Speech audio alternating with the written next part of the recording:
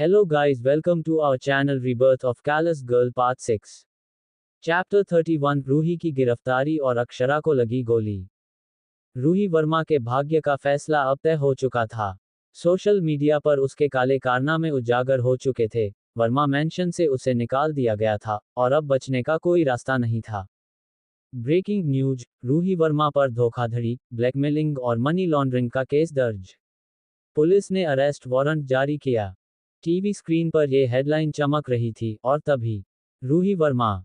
दरवाजा जोर से खुला और एसीपी राघव अपनी टीम के साथ अंदर दाखिल हुआ। रूही, जो अभी अभी वर्मा मैंशन से बाहर निकली थी, घबराकर पीछे हटी। आप यहाँ क्यों आए हैं? उसने कांपती आवाज में पूछा। एसीपी राघव ने बिना कोई समय गंवाए गिरफ्तारी वारंट निकाला। तुम्हें ब्लैकमेलिंग, धोखाधड़ी और मनी लॉन्ड्रिंग जैसे गंभीर आरोपों में गिरफ्तार किया जाता है। अब तुम्हें हमारे साथ चलना होगा। रूही की आंखों में खौफ साफ झलक रहा था। उसने इधर उधर देखा, जैसे कोई उसे बचाने आएगा, लेकिन कोई नहीं था। नहीं, मैं निर्दोष हूं, वह चिल्लाई। ये सब अक्षरा ने किया है। उसने मेरे खिलाफ साजिश रची है। लेकिन इस बार कोई उसकी बात सुनने वाला नहीं था। एसीपी राघव ने सख्त लहजे में कहा, हमारे पास पुख्ता सबूत हैं, रूही। तेरे खिलाफ गवाह भी हैं, और वीडियो फुटेज भी। अब बहाने बनाना बंद कर और चल पुलिस स्टेशन। रूही पूरी ताकत से खुद को छुड़ाने की कोशिश करने लगी। तुम लोग मुझे ऐसे नहीं ले जा सकते। मैं प्रेग्नेंट हूं। लेकिन तभी, तू झूठ बोल रही है, रूही। अक्षरा की ठंडी आवाज गूंजी। रूही ने डरते हुए उसकी तरफ देखा। अक्षरा ने अपना फोन उठाया और एक डॉक्यूमेंट स्क्रीन पर दिखाया, रूही की मेडिकल रिपोर्ट। तेरी मेडिकल रिपोर्ट कहती है कि तू प्रेग्नेंट नहीं है।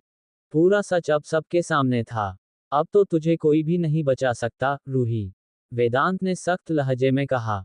रूही ने फिर देवेंद्र वर्मा की तरफ देखा। प्लीज, अंकल, आप मुझे बचाए। मैंने गलती की, लेकिन मैं जेल नहीं जा सकती। लेकिन देवेंद्र वर्मा ने उसकी तरफ देखा तक नहीं। अब मैं तेरी कोई मदद नहीं कर सकता। उनकी आवाज में सिर्फ घृणा थी। रूही की आंखों से आंसू बहने लगे। प्लीज, कोई तो मेरी मदद करो। लेकिन किसी ने कुछ नहीं कहा। रूही के चेहरे पर एक घिनौनी मुस्कान उभरी थी, जब उसने महिला पुलिस इंस्पेक्टर से हथकड़ी पहने जाने के बाद अपने आखिरी बचाव के रूप में एक और खतरनाक कदम उठाने का सोचा।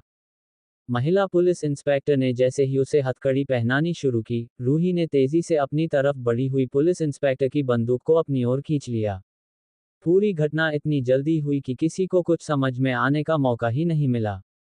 यह आखिरी बार है, अक्षरा, रूही ने कटा हुआ स्वर में कहा, और बिना कोई चेतावनी दिए उसने बंदूक की नाल अक्षरा की तरफ की। अक्षरा ने देखा कि रूही ने घृणा और बदले की भावना से भरी आंखों से उसकी ओर देखा। एक पल का भी संकोच नहीं हुआ और रूही ने बिना किसी हिचकिचाहट के ट्रिगर दबा दिया। गोली सीधे अक्षरा के पेट में लगी। वह अचानक से चीख पड़ी और खून की धार बहने लगी। अक्षरा की आंखों के सामने अंधेरा छाने लगा और वह धीरे धीरे बेहोश हो रही थी। क्या यही मेरी जिंदगी का अंत है? अक्षरा के दिमाग में यह सवाल गूंज रहा था। क्या एक बार फिर से मैं रूही के हाथों मारी गई? वह दर्द और खून से भरपूर इस अंधेरे क्षण में खुद को खोती हुई महसूस करने लगी। उसकी आंखें आधी बंद हो चुकी थी और वह जिधर भी देखती, बस सन्नाटा था। रूही ने विजय की भावना से उसकी ओर देखा। तुम्हें अपनी जगह पर रहने का यही नतीजा था, अक्षरा, उसने कहा, लेकिन अक्षरा के कानों में वह शब्द कहीं नहीं पहुंचे। वह दर्द से और खून की अधिकता से बेहोश हो चुकी थी। महिला पुलिस इंस्पेक्टर, जो हालात से बेखबर थी, एक पल के लिए थम गई। उसने देखा कि अक्षरा जमीन पर गिर रही थी और उसके शरीर से खून बह रहा था। नहीं, महिला इंस्पेक्टर की आवाज एक चीख में बदल गई और उसने जल्दी से अपनी बंदूक वापस पकड़ी और रूही की ओर बढ़ी। लेकिन रूही की यह घिनौनी मुस्कान और निर्मम इरादे इस पूरी स्थिति को और भी खतरनाक बना चुके थे। महिला इंस्पेक्टर ने रूही की बंदूक को छीनने के बाद उसे जरा भी देर किए बिना गिरफ्तार किया। जाते समय भी उसके आंखों में एक सुकून था। शायद अक्षरा को इस हालत में देखकर वो खुश थी। अगर मेरी जिंदगी खत्म होने जा रही है तो तुम्हें भी जीने का कोई हक नहीं है। तुम मारना ही डिजर्व करती हो। इतना कहकर पागलों की तरह हंसने लगी। हाँ, आहा,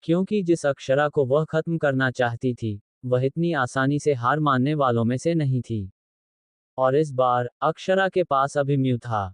अभिमन्यु ने अक्षरा को कार की पिछली सीट पर लिटाया, उसकी सांसें कमजोर पड़ रही थीं।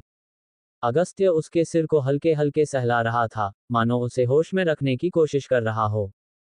बच्चा, तू कुछ नहीं बोलेगी तो मैं तुझे छोड़ूंगा नहीं। अगस्त्य की आवाज कांप रही थी, लेकिन अक्षरा के होंठ बस हल्का सा हिले। मैं हारूंगी नहीं, उसकी धीमी फुसफुसाहट सुनते ही अभिमन्यु के होंठ एक सख्त लकीर में बदल गए। बिल्कुल नहीं हारोगी, समझी। उसने कार की स्पीड और बढ़ा दी। हॉस्पिटल पहुंचते ही डॉक्टर्स की टीम स्ट्रेचर लेकर बाहर खड़ी थी। अभिमन्यु ने खुद उसे स्ट्रेचर पर लिटाया और डॉक्टर्स के साथ अंदर भागा। अस्पताल के गलियारे में भागते हुए अभिमन्यु का दिल किसी तूफान की तरह धड़क रहा था। स्ट्रेचर पर लेटी अक्षरा की आंखें आधी बंद थीं, सांसें कमजोर हो रही थीं। अक्षरा, तुम मेरी बात सुन रही हो? अभिमन्यु ने उसका हाथ थामा, उसकी उंगलियों को कसकर पकड़ लिया। लेकिन कोई जवाब नहीं आया। अगस्त्य, वेदांत और देवेंद्र वर्मा उनके पीछे भागते हुए आए। डॉक्टर स्ट्रेचर को इमरजेंसी वार्ड में ले जाने लगे। हमें अभी ऑपरेशन करना होगा, बहुत खून बह चुका है। डॉक्टर ने कहा। करो ऑपरेशन, अभिमन्यु ने गुर्राते हुए कहा, जैसे डॉक्टर को चेतावनी दे रहा हो। लेकिन हमें पेशेंट के किसी क्लोज रिलेटिव की परमिशन चाहिए। मैं हूं उसका सब कुछ। अभिमन्यु की आंखों में आग थी। साइन कहाँ करने हैं? अगस्त्य ने आगे बढ़कर फॉर्म छीन लिया। ये मेरी बहन है, मैं साइन कर रहा हूं। लेकिन अगर इसे कुछ हुआ, तो मैं पूरा अस्पताल जला दूंगा। डॉक्टर उनकी हालत देखकर सहम गए और स्ट्रेचर को तेजी से ऑपरेशन थिएटर में धकेल दिया। दरवाजे बंद हो गए। चैप्टर 33 अक्षरा आईसीयू में। अस्पताल में जंग। डॉक्टर उनकी हालत देखकर सहम गए और स्ट्रेचर को तेजी से ऑपरेशन थिएटर में धकेल दिया। दरवाजे बंद हो गए। अस्पताल के गलियारे में भागते हुए अभिमन्यु का दिल किसी तूफान की तरह धड़क रहा था। स्ट्रेचर पर लेटी अक्षरा की आंखें आधी बंद थीं, सांसें कमजोर हो रही थीं। अक्षरा, तुम मेरी बात सुन रही हो? अभिमन्यु ने उसका हाथ थामा, उसकी उंगलियों को कसकर पकड़ लिया। लेकिन कोई जवाब नहीं आया। अगस्त्य, वेदांत और देवेंद्र वर्मा उनके पीछे भागते हुए आए। डॉक्टर स्ट्रेचर को इमरजेंसी वार्ड में ले जाने लगे। हमें अभी ऑपरेशन करना होगा, बहुत खून बह चुका है। डॉक्टर ने कहा। करो ऑपरेशन, अभिमन्यु ने गुर्राते हुए कहा, जैसे डॉक्टर को चेतावनी दे रहा हो। लेकिन हमें पेशेंट के किसी क्लोज रिलेटिव की परमिशन चाहिए। मैं हूं उसका सब कुछ। अभिमन्यु की आंखों में आग थी। साइन कहाँ करने हैं?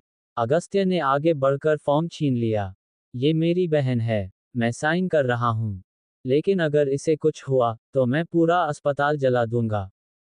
डॉक्टर उनकी हालत देखकर सहम गए और स्ट्रेचर को तेजी से ऑपरेशन थिएटर में धकेल दिया। दरवाजे बंद हो गए। बाहर, अभिमन्यु गुस्से में अस्पताल की दीवार पर मुक्का मारता है। अगर अक्षरा को कुछ हुआ तो मैं किसी को नहीं छोड़ूंगा। अगस्त्य चुपचाप बैठ जाता है, उसकी आंखें लाल हैं। पहले भी मैं अपनी मां को खो चुका हूं, अब अपनी बहन को नहीं खो सकता। वेदांत ने उसका कंधा दबाया। वो स्ट्रांग है, वो लड़ेगी। लेकिन अंदर, ऑपरेशन थिएटर में, अक्षरा की चेतना डगमगाने लगी। चारों ओर सफेदी थी, अजीब सी शांति। क्या मैं सच में मर रही हूं? उसके सामने किसी का धुंधला सा अक्स आया। अक्षरा। उसने सिर उठाया। सामने एक जाना पहचाना चेहरा था, उसकी माँ। माँ। अक्षरा की आंखों में आंसू आ गए। उसकी माँ मुस्कुराई, लेकिन उनकी आंखों में दर्द था। नहीं, बेटा, तुम्हें वापस जाना होगा। तुम्हारा बदला अधूरा है। पर माँ, मैं बहुत थक गई हूँ। थकने का वक्त नहीं है, बच्चा। तू सिर्फ अपनी नहीं, बहुतों की उम्मीद है। अगर तू हारी, तो कई और हार जाएंगे। अचानक, दूर से किसी की आवाज आई। अक्षरा, प्लीज वापस आओ। बच्चा, प्लीज, मुझे छोड़कर मत जाओ। अगर तुम गई, तो मैं भी नहीं जीऊंगा। अक्षरा ने धीरे धीरे आंखें बंद कर लीं। अभी, भैया। और अगले ही पल, मशीनों की बीप बीप की आवाज बढ़ गई।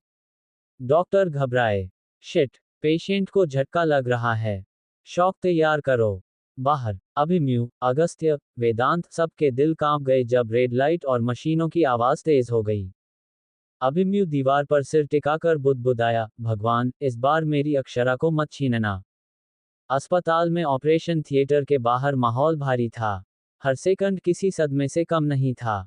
अंदर डॉक्टर अक्षरा की जान बचाने की कोशिश कर रहे थे, लेकिन बाहर खड़े लोगों के लिए हर मिनट एक सदियों जैसा महसूस हो रहा था। शॉक तैयार करो, डॉक्टर ने तेजी से आदेश दिया। Beep, beep, beep. अचानक मॉनिटर की धड़कनें धीमी होने लगीं। शिट, उसका ब्लड प्रेशर गिर रहा है। हमें जल्दी करना होगा, वरना हम उसे खो देंगे। इसी बीच न्यूज़ चैनलों और सोशल मीडिया पर एक ही खबर छाई हुई थी। बिजनेस वर्ल्ड की सबसे पावरफुल वुमन, एएस एंटरप्राइजेस की ओनर अक्षरा सहगल को उनकी सौतेली बहन रूही वर्मा ने सरेआम गोली मार दी। हर न्यूज़ चैनल इस खबर को फ्लैश कर रहा था।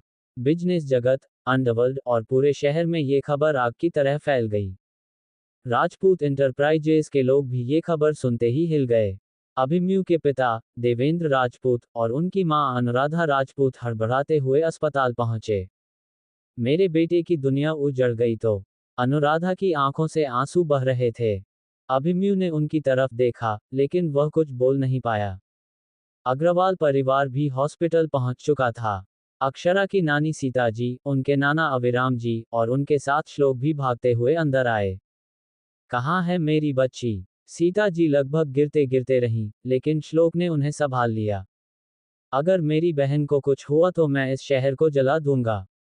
अगस्त्य गुस्से में दहाड़ा। रूही को मैं खुद मारूंगा। वेदांत भी गुस्से से कांप रहा था। उसे जेल नहीं, सीधा नर्क भेजना चाहिए। अभिमन्यु के मन में सिर्फ एक ही बात गूंज रही थी। अक्षरा को कुछ नहीं होना चाहिए, उसे मेरी जरूरत है। उसे 5 साल पहले का एक पल याद आ गया। अभी, अगर मैं कभी मुश्किल में पड़ जाऊं, तो क्या तुम मुझे बचाने आओगे? पागल हो, जब तक मैं जिंदा हूं, तुम्हें कुछ नहीं होगा। पर मैंने उसे बचाया क्यों नहीं? अभिमन्यु ने खुद से सवाल किया। अंदर डॉक्टरों की टीम संघर्ष कर रही थी। हम उसे खो रहे हैं। डैम इट, उसे जिंदा रखना ही होगा। क्या अक्षरा वापस आएगी? अभी सभी लोग ऑपरेशन थिएटर के बाहर उम्मीद और डर के बीच झूल रहे थे। बाहर पूरा शहर अक्षरा की सलामती की दुआ कर रहा था, लेकिन अंदर उसकी जिंदगी और मौत के बीच जंग जारी थी। आगे क्या होगा? क्या अक्षरा बच पाएगी, या यह उसकी आखिरी लड़ाई थी? चैप्टर 34, अक्षरा खतरे से बाहर। मौत से लड़ाई। शॉक 2। डॉक्टरों ने फिर से डिफाइब्रिलेटर के पैडल्स उठाए और अक्षरा के सीने पर जोर से रख दिए। झटके के साथ उसका शरीर ऊपर उठा, लेकिन स्क्रीन अब भी एक सीधी लाइन दिखा रही थी। बाहर अभिमन्यु की सांसें तेज हो गईं। उसकी आंखों में एक अजीब सी बेचैनी थी। अगस्त्य ने दीवार पर मुक्का मारा। अगर मेरी बहन को कुछ हुआ, तो मैं इस शहर को तबाह कर दूंगा। अंदर ऑपरेशन थिएटर में, डॉक्टरों की टीम पसीने से भीग चुकी थी। हम उसे खो रहे हैं। नहीं, एक आखिरी कोशिश करो, सीनियर डॉक्टर चिल्लाए। फिर से झटका दिया गया। Beep, beep. डॉक्टरों की आंखों में एक नई उम्मीद जगी। उसका दिल फिर से धड़क रहा है। डॉक्टरों ने राहत की सांस ली, लेकिन अभी भी जंग पूरी तरह खत्म नहीं हुई थी। ऑपरेशन जारी था। अंदर एक अलग दुनिया में, अक्षरा अब भी एक सफेद दुनिया में खड़ी थी। उसकी माँ उसके सामने थी। माँ, मैं थक गई हूँ, अक्षरा ने धीरे से कहा। उसकी माँ मुस्कुराई। अभी नहीं, बच्चा, तेरी लड़ाई अधूरी है, वापस जा। पर माँ, मैं, तुझे तेरी कसम, अक्षरा, लौट जा। अचानक एक तेज रोशनी चमकी, और अक्षरा की आंखें खुद ब खुद बंद होने लगीं। बाहर ऑपरेशन थिएटर में, ब्लड प्रेशर स्टेबल हो रहा है। वो बच गई है। डॉक्टरों ने राहत की सांस ली। बाहर, ऑपरेशन थिएटर के दरवाजे खुलते ही डॉक्टर बाहर आए। कैसी है वो? अभिमन्यु लगभग डॉक्टर की कॉलर पकड़ने वाला था। डॉक्टर ने हल्की मुस्कान के साथ कहा, अब वो खतरे से बाहर है।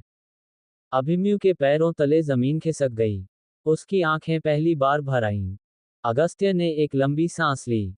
बच्चा बच गई। सीता जी ने भगवान का शुक्रिया अदा किया, और नानी अविराम जी के कंधे पर सिर रखकर रोने लगी। अभिमन्यु की आंखों में अब एक अलग ही आग थी। उसने मुट्ठियां भींच लीं। रूही, अब तू बच नहीं पाएगी। अगला दिन अक्षरा को होश आया। धीरे धीरे उसकी पलकों में हलचल हुई। उसकी उंगलियां कांपीं। अभिमन्यु उसकी बगल में बैठा था। उसकी हालत देखकर उसका चेहरा हल्का पड़ चुका था, लेकिन जैसे ही अक्षरा ने आंखें खोलीं, अक्षरा, उसकी आवाज में राहत और दर्द दोनों थे। अक्षरा ने धीरे से मुस्कुराने की कोशिश की, लेकिन दर्द के कारण कराह उठी। क्या मैं जिंदा हूं? अभिमन्यु ने गहरी सांस ली और धीरे से उसके माथे पर किस किया। हाँ, और अब कोई तुझे मुझसे छीन नहीं सकता। अगस्त्य, वेदांत और पूरी टीम अब एक नए मिशन में जुट चुकी थी, रूही और अविनाश को खत्म करने का। अक्षरा बच गई थी, लेकिन अब दुश्मनों के लिए काल बनकर लौटने वाली थी। रूही की गिरफ्तारी की खबर पूरे शहर में फैल चुकी थी। पुलिस ने उसे शहर से भागने की कोशिश करते हुए गिरफ्तार कर लिया था। लेकिन अब बात सिर्फ गिरफ्तारी तक नहीं थी, अक्षरा पर हमला करके उसने अपने लिए मौत की सजा खुद ही लिख दी थी। कोर्टरूम में रूही को हथकड़ी पहनाकर पेश किया गया। उसका चेहरा उतरा हुआ था, आंखों में कोई घमंड नहीं बचा था। वर्मा मैंशन में हुई घटनाओं, ब्लैकमेलिंग, धोखाधड़ी और अब अक्षरा की हत्या की कोशिश के सारे सबूत अदालत के सामने रखे गए। जज ने सख्त लहजे में कहा, रूही वर्मा, आपके खिलाफ लगे सभी आरोप सही साबित हुए हैं।